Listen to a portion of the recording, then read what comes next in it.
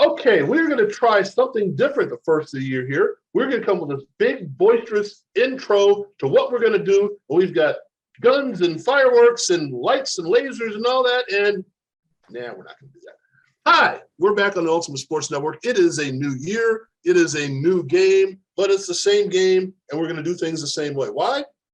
It works. There. We're not going to get all loud and excited. I've spent a lot of time in the last few days in the sports books, and people are yelling at the TV screen, and the team's not even playing in the same state. Ah! Bothers me. So here we go. We're going to talk about a few things that have happened, and John came up with an idea, something that I think is going to be pretty cool. So let's look at it this way. Other than Fay Ray, no one thought this was going to work the right way. There's how's the 1932 reference. King Kong, Luis Ortiz, takes care of business. And if you saw the fight, you understand he took care of business while business was taking care of him. So, John, take it away. Tell us what you thought of this one. I was alarmed, to be honest, because if you know anything about sports, you know your legs go first. And I didn't like him. I didn't like seeing him get knocked down twice like that. He didn't hit harder than that, and the only guy that ever knocked him down was Wilder. And he went down twice, one time from a jab. Now, it was a hard jab from a big dude, trust me. Right. But his legs didn't look right even before he got hit. So that is not good. I mean, I love Luis Ortiz, as you know, we do. Because he's underrated and unappreciated, and he's a great guy. You see him with his kids and everything. He's a super kind guy. His daughter was crying during the fight. I mean, it was hard. And I'm thinking to myself, because I'm writing it, right? I'm going, God, is he going to lose? I was thinking that a few times. He said afterwards he was never worried, and he actually did not look worried. And then he hits Martin. See, that's the thing. That's the last thing to go about fighters is their power. And he hits Martin with a shot, and suddenly Charles Martin is a guy that just got into the ring who was sitting out in the audience watching, and he's conversing with himself. Like, yeah, did you see that I just got hit with that? And he's looking out at the audience. He's like talking to somebody. Did you see I just got hit with that punch? Never seen anything like that. Got knocked out on his feet. And then he recovered, and got stopped later. But I wanted to see Luis Ortiz get another shot at the title, and I'm just concerned that display that he showed. Yeah, and he's saying he's 42. I mean, he could be 42. We don't know how old he is, but your legs can go at 32. So I always bring up Willie Mays, right? Willie Mays was 41 when his legs, when he's trying to catch the ball in center field for the Mets. You could see Willie Mays 10 years ago would have caught it. Luis Ortiz 10 years ago would have caught it, right? Yeah. Right. So he's going to get in there with a really dangerous guy. And that has me concerned. So he won, he moves on, get one more big paycheck probably, but it wasn't what I thought. I really thought that he would blast Luis Ortiz out and not get knocked down twice. I was thinking 5 rounds. Okay, he did it in 6 rounds, but not the way I thought. Mm-hmm. So, really concerning. Charles, and we've been talking about, and you both have been talking about, the fact that people are ducking him and have been ducking him, and one of the most, if not the most dangerous heavyweight out there. Was that the guy that you saw? Probably not. I mean, I agree with John when the point of it wasn't the same guy. It almost seems as if, I mean, he got hit square, but and I don't want to make an excuse, but it almost seems like he was slipping too. You know what I mean? It was like right. I don't know if he had wrong shoes or something, yeah. Or he just seemed off balance. Not so much about hitting, but he just seemed like he was off balance, period. Because some of the shots when he was trying to move, he was like almost falling down, and maybe that's because it's older or whatever. But he didn't seem to be, his equilibrium, should I say, didn't seem to be on point the whole fight. But yeah, I mean, but I think also too, you got to give Charles Martin some credit, man. Charles Martin is a fighter. He's a player, and Charles Martin would have knocked a lot of other people out. And I like the way that he did. I mean, I think when Charles Martin won his last fight, a lot of people thought that was he got lucky, but Charles Martin proved to us that night that he deserved to be there. And he just happened to, he caught Luis Ortiz early, put him down twice. And like you said, John, I thought too that, oh my God, he's gonna lose? Really? Come on, man. Where my man at? Where's my man? Where's my guy? Where's my strong guy that almost took out Wilder? And he just kind of slowly but surely came on. And I'll say this, I don't know if I don't think he's the same dude. And I don't know if because he got older, he waited too long, whatever it may be. But he was able to come around and do what he did. And the wildest thing I saw that night is when he hit him so hard that Charles Martin got caught up in the ring, man. And his glove was stuck, and he was like trying to get out. And it was like, wow, that's how much momentum Ortiz had placed on him. I'll say this though, well, granted, I was surprised like John was. I was a little nervous, thought he might get taken down, thought he might lose. But I'll say this, and maybe it's just me. It's no bias because I mean I like him, but I'm realistic. But I kind of, in a way, I kind of feel like I know the top guys, right? I know Wilder, I know Fury. We're talking about Joshua, and now we're saying what is it? Usyk, right? But I'm saying I'm looking otherwise than that, and I'm like, I don't really see anybody else that I'm scared of for him. So I think he got a punch chance against all of them, because I guess my point in that, in saying this, is I don't see anybody else that I see as being very dominant. And if that's the case, I'm like, well, yeah, he slid around, he got rocked around. He may not be the same dude, but he has more than a puncher's chance of winning. So I'm like, until I see a couple more guys and I go, oh yeah, he's really polished. I'm like, well, he got just as good chances as the other guys. Because I don't see anybody else except maybe the top three guys that I would say clearly would take him out, very easily. But other than that, I'm like, please show me somebody, maybe so I can go look at him and say, yeah, he killed Ortiz. And I'm like, I don't see that. Calling out Andy Ruiz Jr.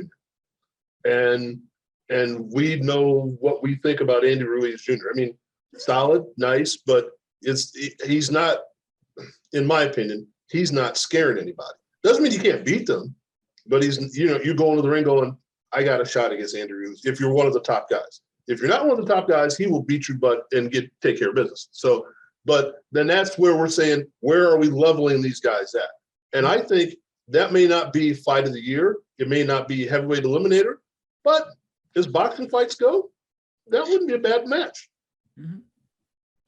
Oh yeah, for sure, Frank. Charles, that would be a good fight as Ruiz showed against Chris Arreola. Remember, who's over 40. He's got flaws now that I was just thinking the same thing when I watched him. Like, has he slipped? I was really surprised that he went down a couple of times against Chris Arreola. I had nothing against Chris, one of the gutsiest warriors you'll ever see, but I didn't think he would struggle so hard with Chris, and he did. So very much like Luis Ortiz. But the thing they have in common is that they both found a way to win, and that's always impressive when you know this is sports. You don't have your A game, you don't have your B game, you don't know what kind of game you got, but you still find a way to get the job done. And Ortiz, back in for a second, he never got out, he never got panicky. He knew he had to know he was losing. He got knocked out, but he never overreacted. He just stuck with his game plan. And suddenly, I thought, right in that round that he stopped Martin, something flipped. He changed. His technique got better. It's like he got, all right, I got to get this guy out of here. I'm tired of fooling around with this guy knocking me down and everything. And that's the kind of guy he is. Right. Ruiz, I don't know. He's with Eddie Reynoso and Canelo, and that's great for him. But you can lose it so quickly in boxing. You just don't know. So that would be one intriguing fight.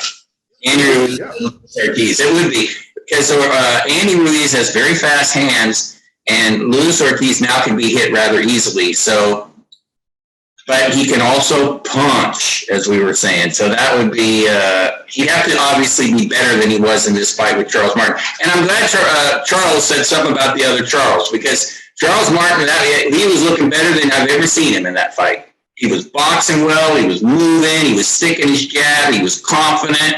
He just got caught. And in a way, I felt bad for him, because if he had won, that would have been huge. So that's unfortunate that happened to him. They were very upset about low blows or something, but that was all. Was crying over nothing. But yeah, that would be a super matchup. Ortiz, and Luis Ortiz, and Andy Ruiz. It almost rhymed. Perfect. Ortiz Ruiz. Yep. Well, okay, so we're looking at, we got the first one out of the way. The first one to start the new year, which is a good way to go. Now, we're going to touch on a few things just to give you an idea of the schedule. Nothing we're going to really get into. A couple weeks now, we've got Joe Smith Jr. Week after that, and something we didn't mention because some of us have been complaining about inactivity.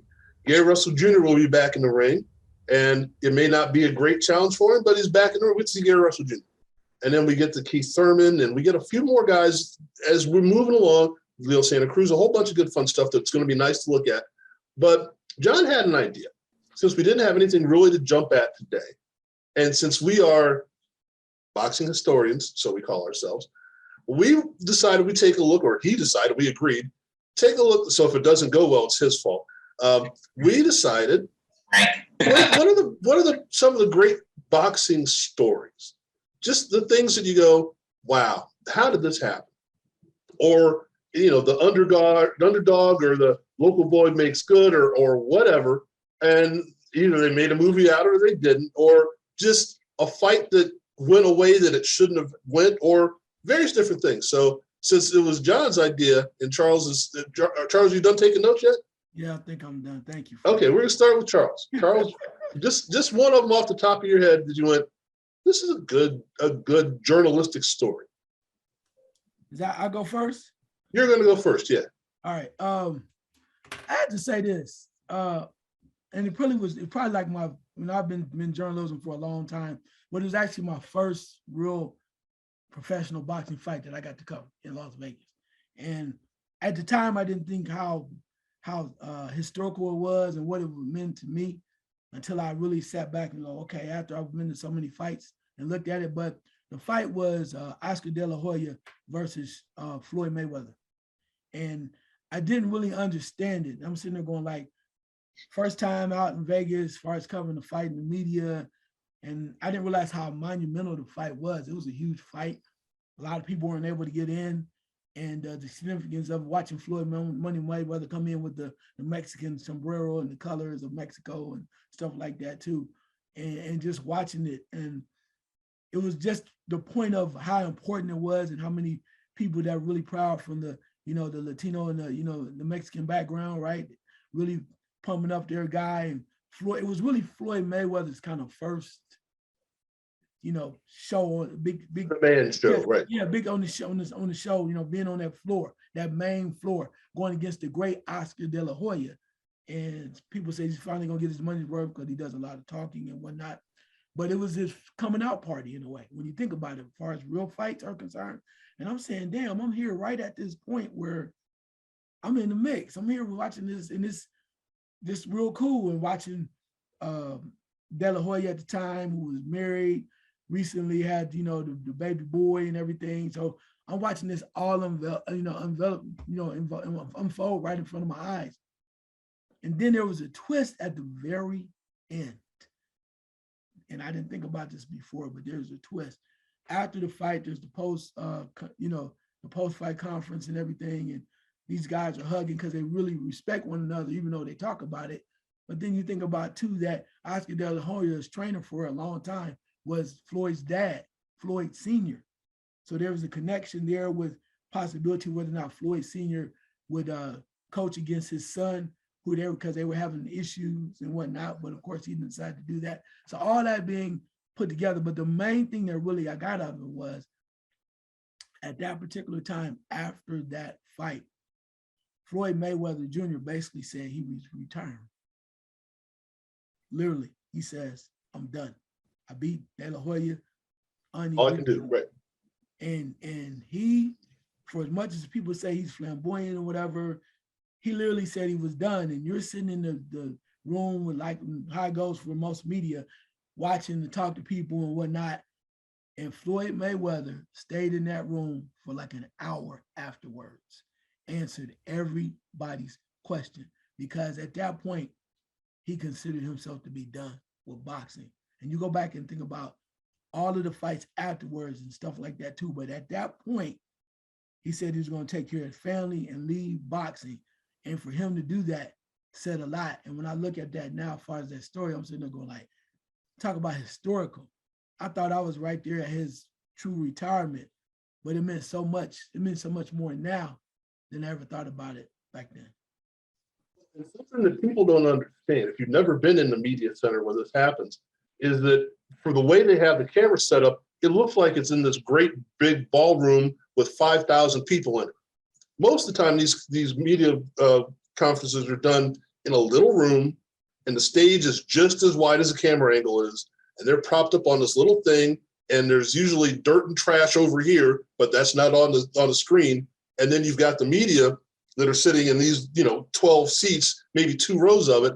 And for him to sit there and to be comfortable enough to talk about that and to accommodate everybody, that's an uncomfortable situation if you're the guy on stage, I think. So that's pretty cool. All right, I'm gonna let John think about one for a second, because I have one that jumps out at me. Now, we know the history and the track record and all that of Sugar Ray Leonard. All right, Olympics, wasn't going to fight pro, decided to fight pro. We saw him hanging out with Little Ray and this and that, and Hawkins, Pepsi or Coke or whatever it was. But the fight that stands out to me to start with, that builds the legacy, because there was a legacy builder that he fought against, was Wilfred Benitez. Because Benitez came out when he was 9 years old, was kicking everybody's butt, and wins the title at 17. And he is the standard bearer of how you start a career. And this is the guy that should be, if he wins this fight, should be a living legend 10 years from now. And Sugar Ray Leonard came in and went, no, don't think so. I'm going to be the guy that you're going to be talking about 40 years from now.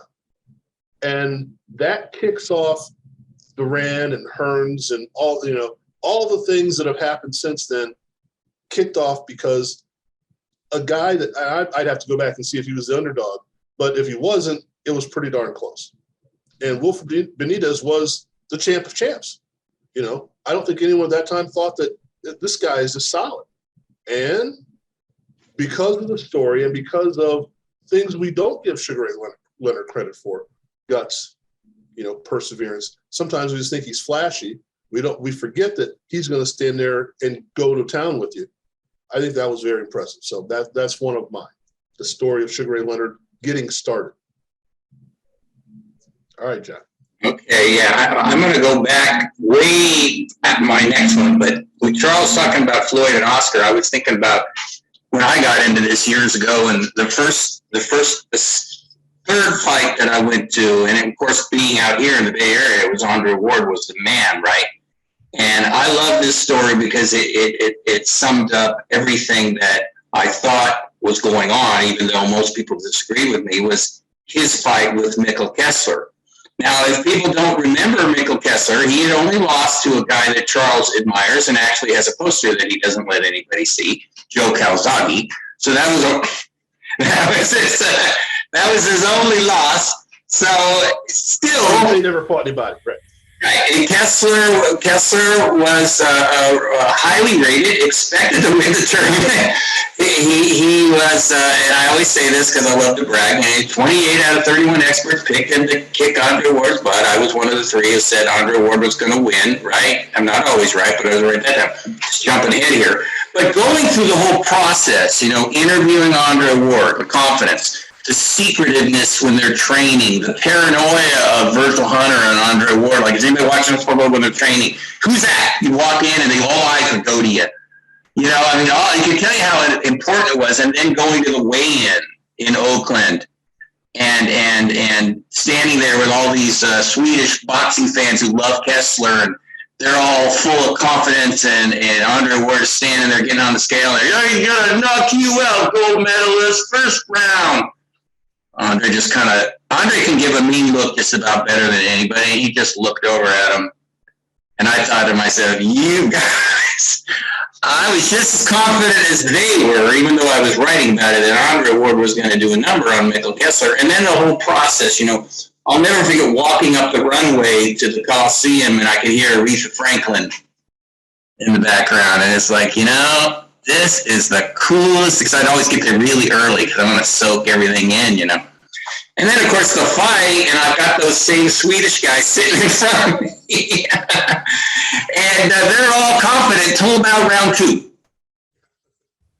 And then they're seeing what's happening, and Underwood is beating up Michael Kessler every way possible. He almost could have kicked him in the butt. I mean, he was kicking his butt and literally kicking his butt, doing everything he could. And I couldn't help it because I can be kind of a jerk sometimes. I was tired of their arrogance. I leaned forward to one of them and said, around round 5, so what's happening to your boy here? And they looked over at me, and I went. And so when the fight ended, they were nowhere to be seen. And then one last part, when you interview somebody and you talk to them, you know them to a degree. They're not a friend, they're not somebody a good friend, but you guys all know how much I admire Andre Ward and his story, coming with his parents and drugs and everything. And when he pulled himself up, and him and Virgil Hunter, but when he was waiting for them to say, and the new, he was waiting, and if you watch the video, you can hear him. You can see him going like this. He's waiting on the rope to hear the new, and then yep. I got teary-eyed. I'll admit it, because I thought, you know what? There's a guy that set out to do something, and he did it. And I just thought that was that was of everything I saw, because I went to Vegas so many times, and I saw Floyd Mayweather too, and Oscar and all, but that was the coolest 5 hours of my boxing writing life. It was just amazing to witness it. And he never got the popularity like Oscar or Floyd, but just sitting there and watching it, in a way it made him almost more intimate because there wasn't that many people around. But it was just incredible. Incredible. Charles, do you have another one? Of course. I got a few of them. But Yeah, I thought so. I'm going to try to keep these short, so hopefully I get another chance after this. Yeah, I'll be short next time. Sorry. No, I'm fine. I'm just, because I know how it is. I'm like, ooh, which one do I choose? Anyway, like you said, the one thing that really brings this to light for me is the fact that, like you said, we've been through the media realm of this, of been actually to sit ringside or be in the building when fights are taking place. But for me, what's always been cool about sports is I just remember the times where I was sitting at home watching stuff on TV, and then finally I got blessed enough to actually be in the mix where other people just would love to be in, but then I never took it for granted. So now I'm able to go back and think about things like, okay, man, I remember when I was at home watching this, and then before you know it, you blink your eyes, and 5-10 years later, here I am, I'm in Vegas, all that too. So one of the best stories I have, and Frank already knows this story, and I'm glad that I've been able to watch it over the years, is just a series of fights between Manny Pacquiao and Manuel Marquez. And just think about it, when I first saw them fight, they were featherweights fighting on HBO. I have no idea who they were. No, I couldn't tell you Manny Pacquiao from Phyllis Diller. I had no idea. I just turned it on because I wanted to see boxing. And these little dudes in the featherweight, and they start that first round, they're going back and forth. And Pacquiao knocks down Marquez 3 times. I'm like, he's done. And he gets up, and they keep fighting, and they keep fighting. And they don't stop until the point where they get to a draw. And somewhere in between, I had the wherewithal to call Frank on the phone and try to reach him and say, you got to check these little motherfuckers out, man, because I don't know who they are. I said, it's not an HBO. No, it's on HBO 2 after dark. Said, yeah. What? Okay. I said, I don't know who they was. There's some dude named Pacquiao. And that I could not stop calling him Pacquiao. I just kept Pacquiao. But that name just kind of resonated with calling Pac-Man. And I was like, some just one time one shot fighter, right? I'm never gonna watch these dudes again. And it became contagious. I couldn't stop to the point where I wanted to see number 2. I wanted to see number 3. And I was in the number 4. But in between all of that, I literally got a chance to see Manny Pacquiao fight in person. I saw Marquez fight Floyd Mayweather in person. And I'm sitting there going like, to start with watching these guys on television, and now Floyd versus Marquez, I'm in the 5th row of the media area. I'm right there. I can see the sweat coming off, all the blood, the whole 9. But to watch these guys come together and realize how solid athletes they were, how great of fighters they were, when I never perhaps would have ever heard their names before, except for television. And now I'm in the same room. Yeah, man, just to watching them battle and knowing that they fought to the first time for a draw. Pacquiao wins the next two on decision, which we clearly, Frank and I had said, you could have easily given one of those to Marquez, right? Thought he probably won, nothing he could do. And the only way he was going to ever win, and I told Frank this, was to knock him out. And it happened in the fourth fight. Was like, you know, John, you wrote a great book and series about this, about a trilogy. But for me, those two little dudes, man, they made boxing even more exciting. I had covered a lot of other stuff and knew about the heavyweights and the welterweights, but those little dudes, and then to watch how they grew as people and even rose up in the weights that they fought. Yeah, man, they gave me a history lesson I will never forget. Well, and again, what he's telling you is fantastic, but it's even more fantastic in the moment. Because when he first discovered it, and he called me, he's like, "You have to watch this." I'm like, I'm watching something else. No, HBO 2 after HBO Fights After Dark. I'm like, man, they don't even have real fighters on that. That's, was it Tuesday night? I'm not watching this crap. Like, you have to watch this. And then when I tuned in, I said, well, he's knocked the guy down 7 times in the first round. Mathematically, this fight is over. There's no way this one little dude can do anything with this other little dude. First of all, he's got his butt kicked in the first round. Second of all, you're doing the math going, it's a 10-5, 10-6. He can't. Amazing. Like, whoa, yeah. And it's not like he dominated Pacquiao the rest of the fight, Marquez. He just beat him enough that he won the rest of the rounds. You're like, did I see what I just thought I saw? What was that, Jack Buck? Like, what the hell just happened here? It was amazing. So, yeah, that was to put, the context of not only was it a great thing that he witnessed, but he reached out and shared it to somebody and made me go, and we must have been on the phone for 3 hours after that. Just like, and I don't know, pick you. I don't know who this guy is, but I'm going to have to keep watching. So, yeah, that was pretty cool. Mine is, and this is boxing in general, really, a redemption story. And you can say it's Patterson beating Ingemar Johansson. You can say that it's Rocky Graziano beating Tony Zale. You can go to all these redemption stories, and they're all over the place.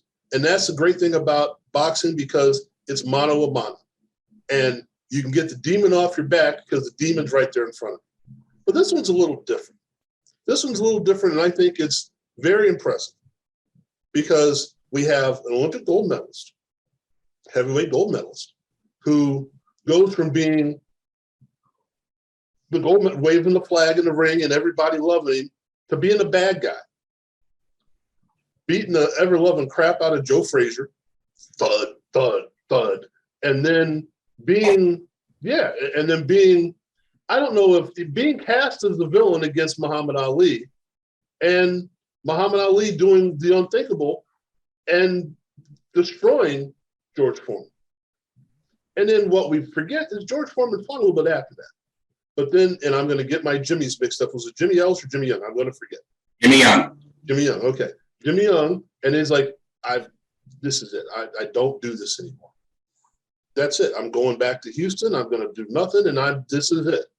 And then he decides to put the gloves back on. And with George the First and George the Second and George Jr. and Georgette and all, I mean, he put, I'm a preacher and I got the gloves back on. I'm cool. I'm going to do this. And I'm going to start doing this, and I'm going to put my grill out there. And you're like, yeah, but did anybody take George Foreman seriously as far as getting back the heavyweight title that he lost decades ago? I didn't. I'm like, it's a cute story, but come on.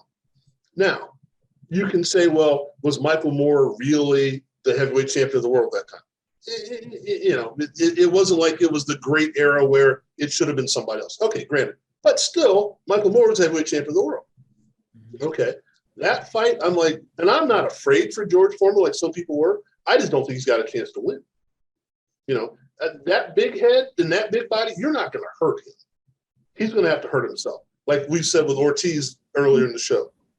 Ortiz may lose, but you're not afraid for his life at that point. You know, a big guy like that, it's going to be up to him. So I wasn't afraid for George Foreman, but I was just like, should I even be watching this? Because, you know, it's like, well, who did he beat to get here? And then he gave it. I mean, he's a nice guy. He's changed his style around. He's now smiling grandpa and all that. And but I don't want to see him get his ass whipped. And then the fight progresses, and the fight progresses, and the fight progresses. Like, he's got a chance. He's doing what he needs to do. And you start to realize that's still a really big dude. And a big dude has a chance, as we've seen with Fury and Wilder. It really didn't matter too much what Wilder could do. The big dude had a bigger chance. And at the end of the fight, you know, they put the sunglasses on and all that because, you know, he did take some punishment.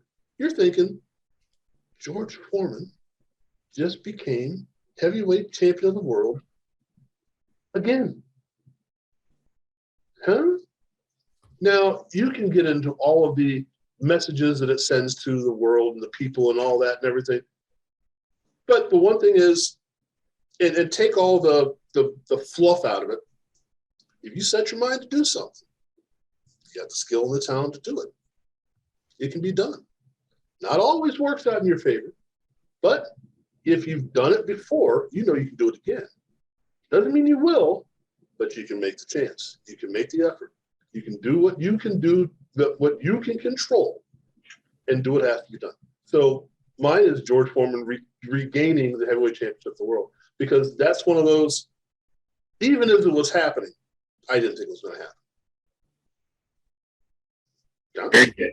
Yeah, you know what? I'll say you asked that question about when did you take him seriously? I mean, I didn't. He beat Jerry Cooney, and Jerry Cooney hadn't fought for a while. When he fought Holyfield and gave Holyfield a good fight, because George could always take it. I mean, he can really take a punch. He got hit with some hellacious shots, and he kept coming. And then that fight you're talking about with Moore, man, he had to go through hell to win that fight. He got hit with some punches that knocked out most heavyweight. So it was earned all the way. Yeah, that's a great one. That's a great one. I got another one that is an older one, and then another one that's really old. But this is one where it was just, and I've talked about it before, and I think wrote about it. But this was one where a guy on nights, bored out of his mind, remembering a fighter that I absolutely loved and idolized was Armando Muniz, as you guys know, and the age of the internet, you can find people, and I knew that Armando was a teacher in Southern California. So one night, just because I'm bored, which I always was at that job, I did a search for Armando, and I, believe it or not, found the school that he was teaching at, and I found him, and I wrote an email to him. And I said, hello, sorry, I went, hello, blah, blah, blah, are you Armando Muniz? And not expecting anything, right? Next day I get, who is the Armando Muniz? And I said, the welterweight contender, and he just puts, yes. And I'm like, holy moly. And from there, we started emailing each other. And then when I started to write more, I did an article on him and all that, but it led to us meeting. I went to Southern California and went to his home and met his whole family, his sons, his wife, his beautiful wife, Yolanda, just a great lady. Spent all day there, drank some beer. He has a garage full of posters, like a museum. And I showed him a scrapbook that I had. I said, here, I'm going to show you this, Armando, so you know I'm not some kind of nutcase that's been stalking you all these years, because I had told him that I was a boxing fan going way back, obviously. So I showed him the scrapbook. He goes, where'd you get all that? You know, all these headlines, Armando Muniz. And I go, subscribe to the Ring magazine since I was 6. So I would cut out the stuff. And he went, So, yeah, I spent all day with Armando, and write about him and stuff, like I said, and he is about the most down-to-earth guy that you ever want to, and smart, and I don't see him as much anymore, but when we do, I was calling him every month for a while. I haven't called him in a while. I got to call him again. It's just like we hadn't talked in 5 minutes. We ended up on the phone for an hour or so, and it just warms my heart because he's so decent. And they called him the man for a reason, because he could really take it. But you know what? You had to call him the human, because he's just a very caring.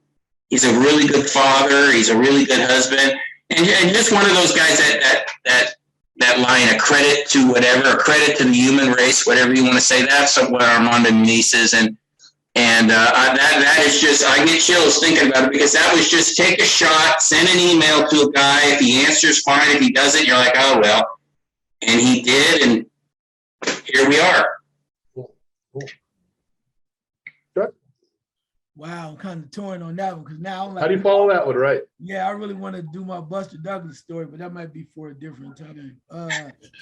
Yeah, I mean, because man, but James, like you mentioned about the gentleman before, Buster Douglas is right along them lines, and I got a chance to really get to know him. I'll talk about that later. But I'm gonna go a little different route, and I know people say different things, but you know, and people used to always rag me because they say, oh, you always, when we talk about guys that you admire as far as fighters are concerned, not so much who they are as people, but in the ring. And then I used to get razzed a lot because there was always this debate about how good Floyd Mayweather Jr. was, you know.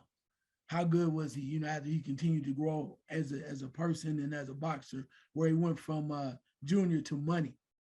And a lot of my friends were like, oh, he's ducking Pacquiao. They always had these excuses, though. He won't fight this guy. He won't fight Oscar De La Hoya. All these people lined up saying who he wouldn't fight, and he wasn't that good, and he didn't knock people out. It just went on and on and on. So as I'm watching and looking, I'm like, well, maybe they're right. Maybe he's not as good as, you know, as this guy. And then he gets in and he beats this guy. And then he gets in with another guy, he beats that guy. And then it's like, well, he ain't knocking him out. I'm like, well, he's not a knockout artist, but he's a boxer in what he's doing. So he gets to 49-0 minus the Conor McGregor thing, and you can say 50-0, whatever. But my point to all this is, and I had to really think about greatness. Do I think he's the greatest of all time? I wouldn't say that, but he's damn good. And what I come to realize about this story over the years, basically watching this man fight, I think I saw Mayweather fight 10 times in person. Literally 10 times. Think about that. Las Vegas, 10 times. That's like, when I was counting them up, I was like, wow.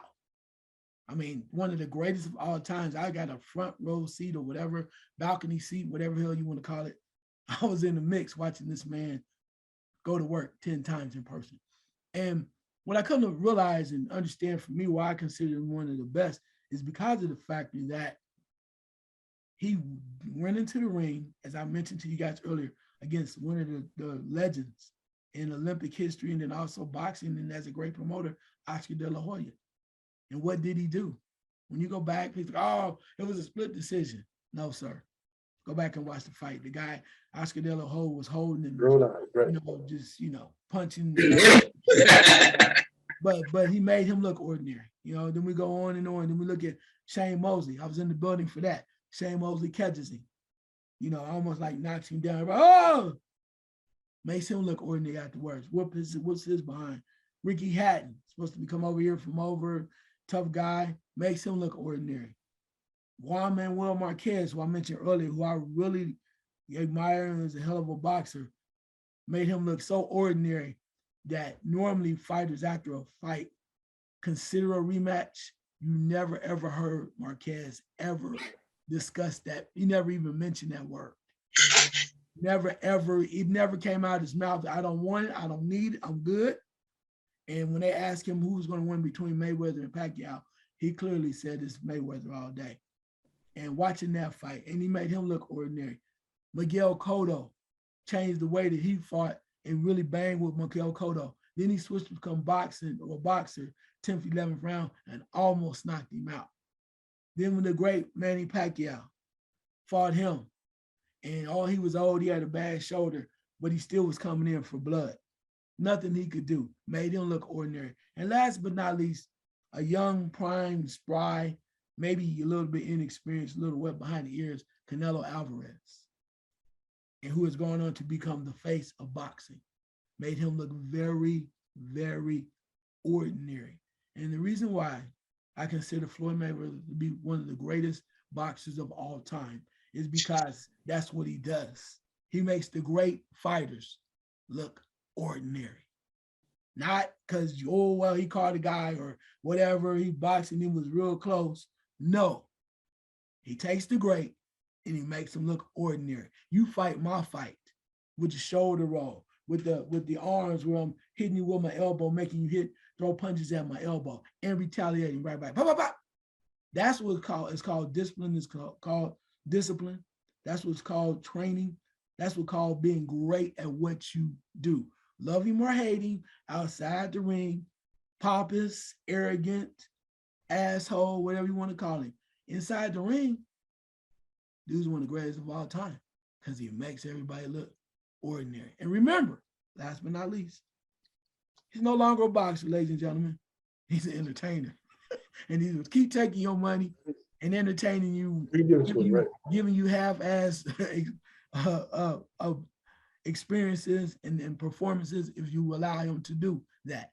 But as a boxer, again, he made the great guys, the extraordinary, legendary boxers, look ordinary. I've got one that I don't think anyone's going to think of this way. And it illustrates that boxing is different than almost anything else. You know, you can't sit on the ball and run the clock out. There's no four corners. There's no kneeling on the ball. There's no intentional walks. You can't just not pitch to a guy. There aren't many sports that are like this. You know, soccer, you get a 2-goal lead and you just stop playing. You know, well, they're not going to score. We pack the defense. You know, it's not that way. You have to fight the entire fight in a boxing match. If you don't, and your opponent is any good, you have a chance to lose. Or they have a chance to win, depending on how you want to look at it. So my fight is this. This is after the reign of Larry Holmes. And we're trying to find who the next heavyweight's going to be.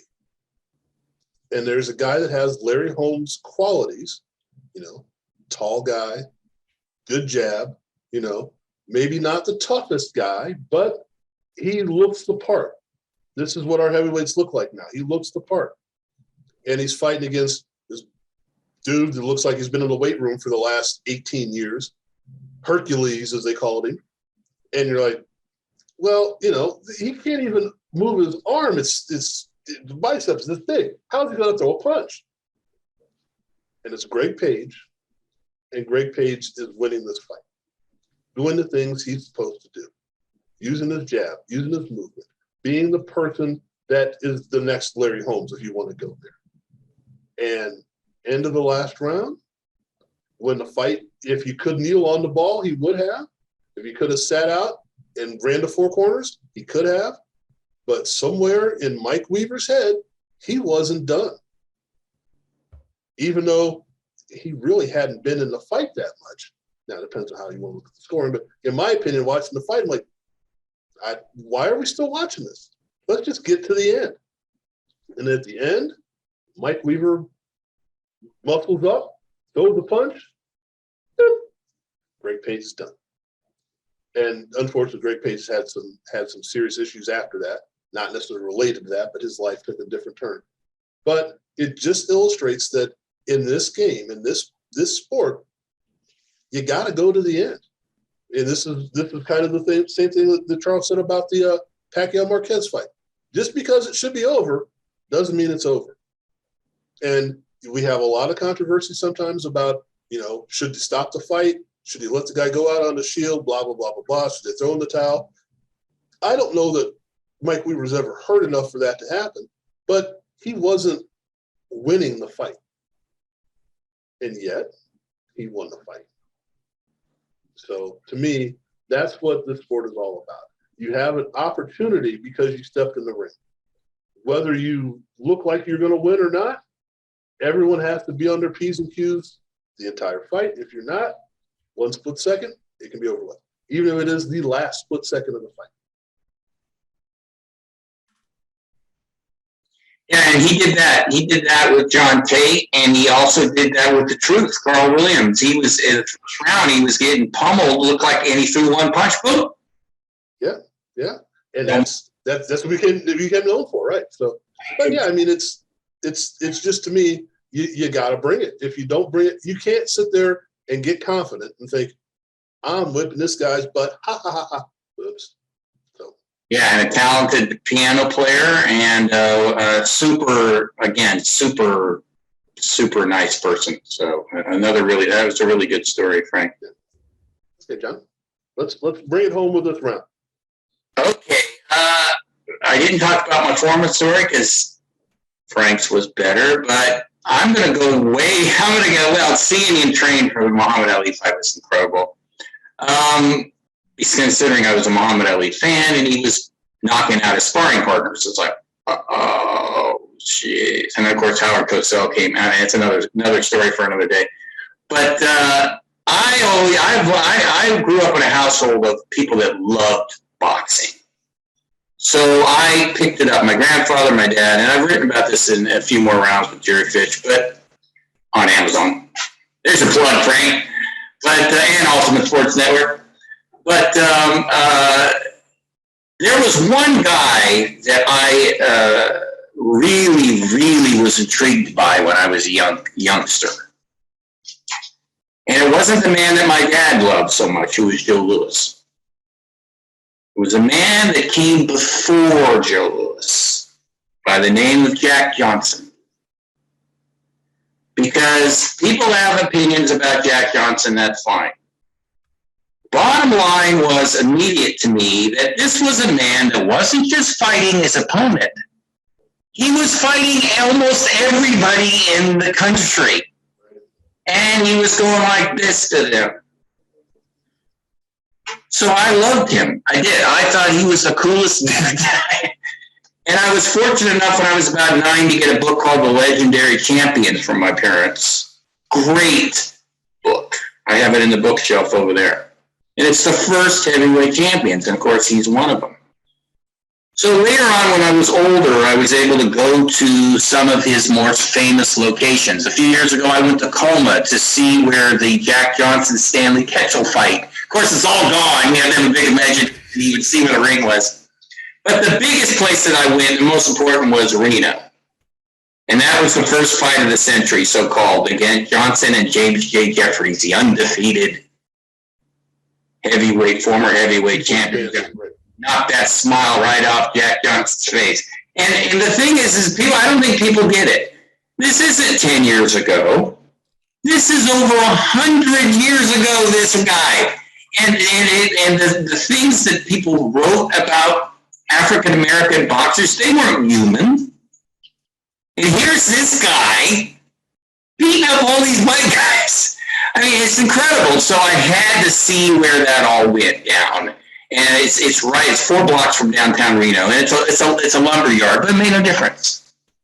Standing over there when I was probably 14 years old, where it all happened. My dad and my grandfather are with me. They're in the car. I got out of the car. I had to walk around because I love locations. I don't care if it was tore down years ago. This is where it happened. And to imagine what that man did, the bell rang at 2:40 p.m. on July 4th, 1910. What he did, what he faced, what they did to him later, that man had the biggest balls of anybody that I think we're right about. So he's always been somebody that I've greatly admired. Just so, in a sense, walking his footsteps was just amazing. And the thing is that it sets up a lot of things in and out of boxing. So cool. Yeah. Okay, Mr. Farmer, I know you've got one that's going to knock our socks off here.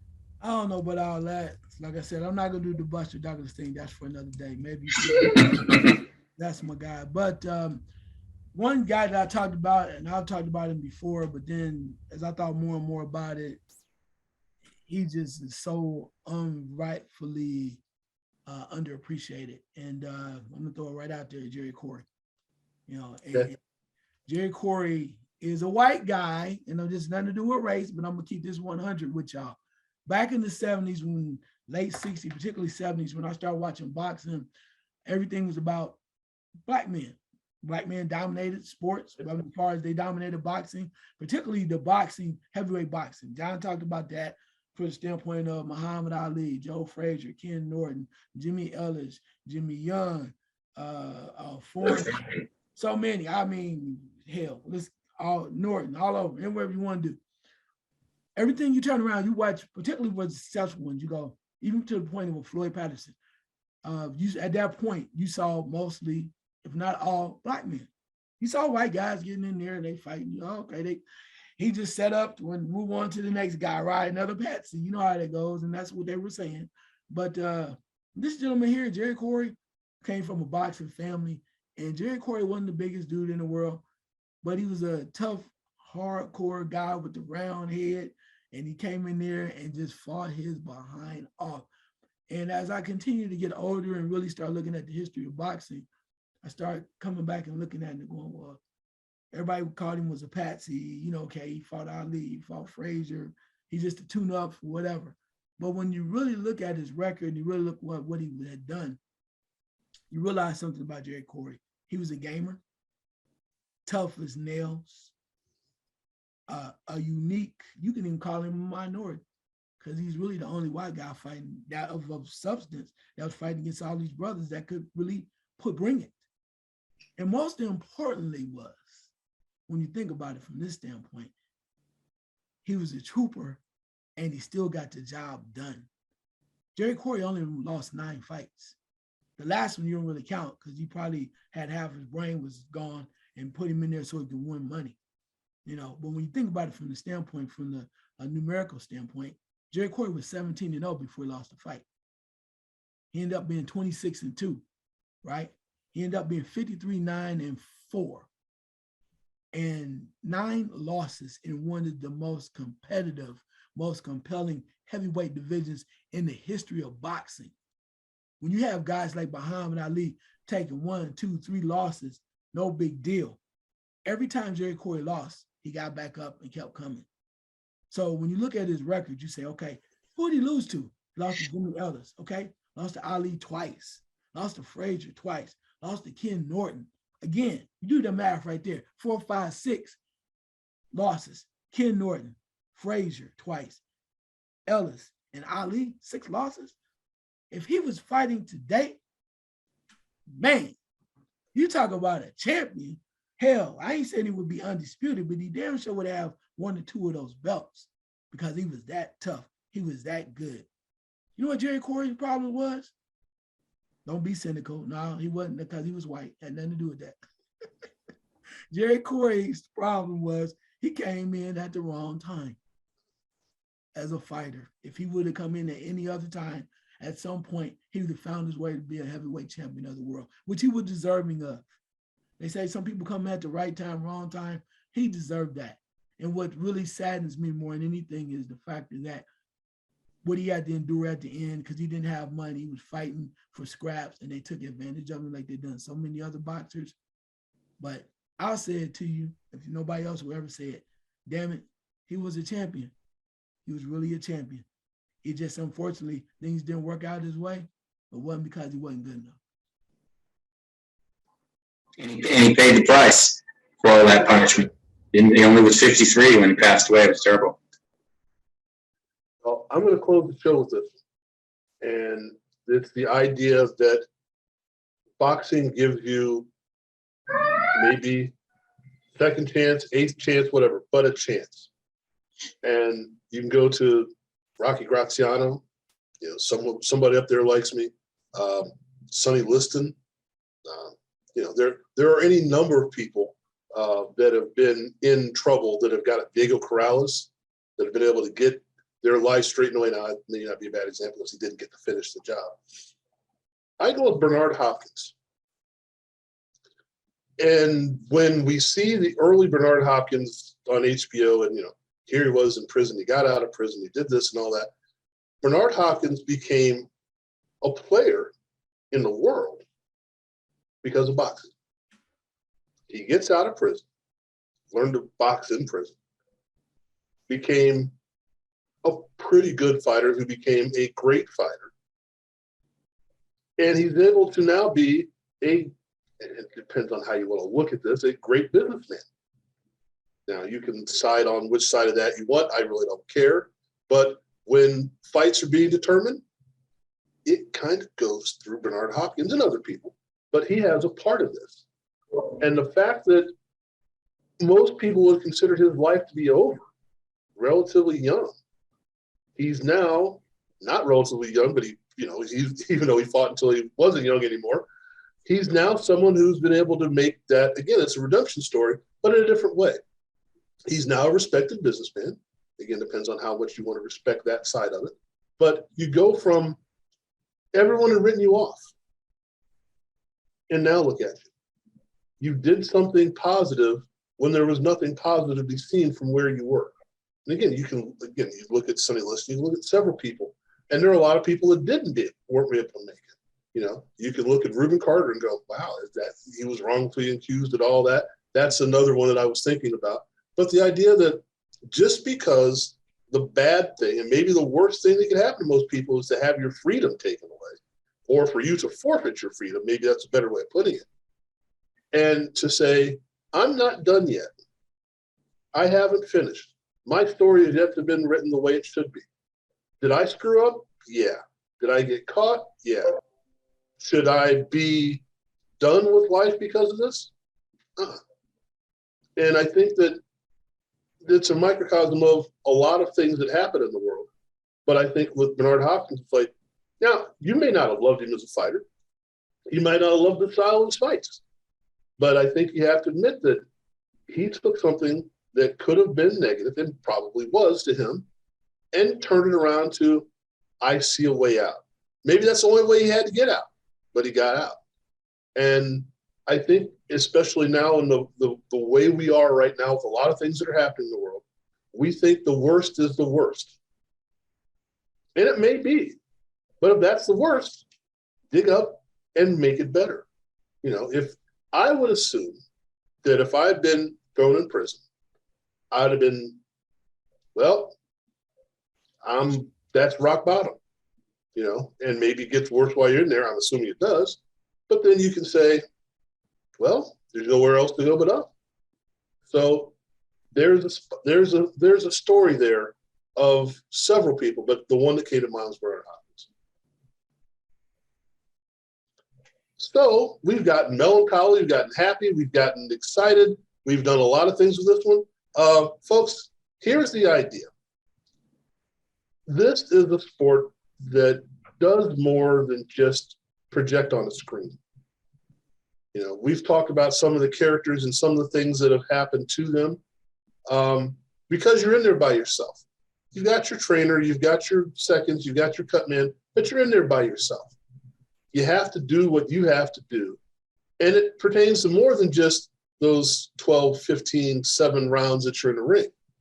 You've got to train, you've got to live, you've got to figure out what you're going to do, and you got to keep coming back. As we keep saying, we can disrespect what a person's career was, what their records were, all that stuff. But don't disrespect anyone that gets in the ring. Because, A, if you haven't done it, you ain't going to do it.